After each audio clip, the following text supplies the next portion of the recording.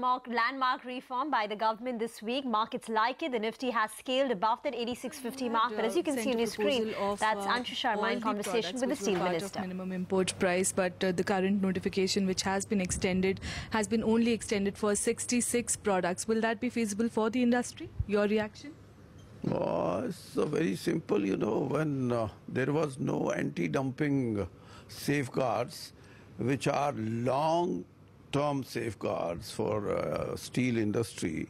Now anti-dumping measures has been declared, and I think most of the items are covered now under anti-dumping. Out of 173. Now 63 items are left, and those are given protection under MIP, and this MIP is only for 2 months. It's very simple that when we suggested some more items to be included in MIP, now we would be left with sufficient time to see that the items which are required to be made in the list should be thoroughly seen and examined, whether it would give relief to the industry. And also, in the meantime, we would be taking, we would be finding measures to be taken under anti-dumping act, so that anti-dumping measures are made more simpler, because anti-dumping measures are for 5 years. So this is what we wanted, that if we want to protect the industry, which is an emerging industry, our being the third largest steel producing country, we wanted that there should be some long-term measures, and that is how anti-dumping is imposed. Will these all three duties, which is anti-dumping duty as well as safeguard and inclusion of 33 extension for minimum import price, will that be enough to turn around the steel sector, which is currently under the financial crisis in terms of turning NPA? This is not only in our country. The industry is under stress in the world itself, and most of the countries where production has been 30% more than their consumption, what they are doing is they are dumping their excess production in other countries. And India, there is a steady increase of between 6 to 7% every year. That is the requirement consumption.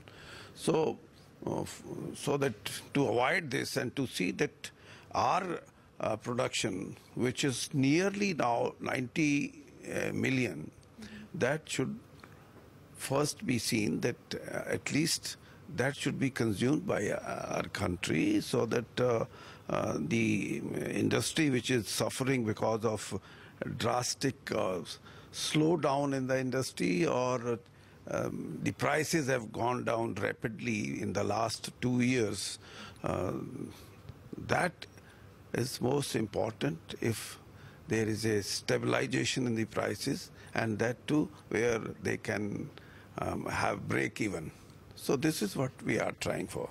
Steel Ministry had proposed inclusion of pipes and tubes under minimum import price. What happens to that, since there's no safeguard, anti-dumping or minimum import price for those products? And will 2 months be enough for the 66 products? No. 66 products are, this MIP is for 60 days. That doesn't mean that it is for 60 days. During these 60 days, we would be applying our mind for other products which can be made part of that, if we want that it should extend for 6 months. So that is why this is a stopgap arrangement in a sense. Okay. So what expectation do you have from the industry now that the government has put in all the measures in place? My expectations are very clear. This cannot be a permanent device, so that industry should thrive on that. That is not my intention. My intention is very clear. We are not just to make sure this kind of spoon feeding.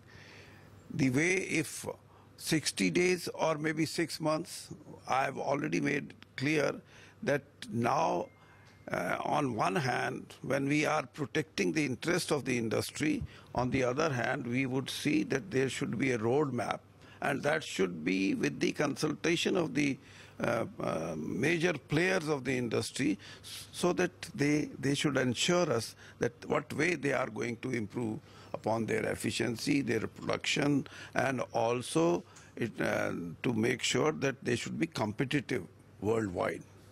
And scrappage import has surged. So, is there any plan to include scrappage under MIP? That is why I told you this is 60 days thing. Let us see which are the items which should not be and which should be added.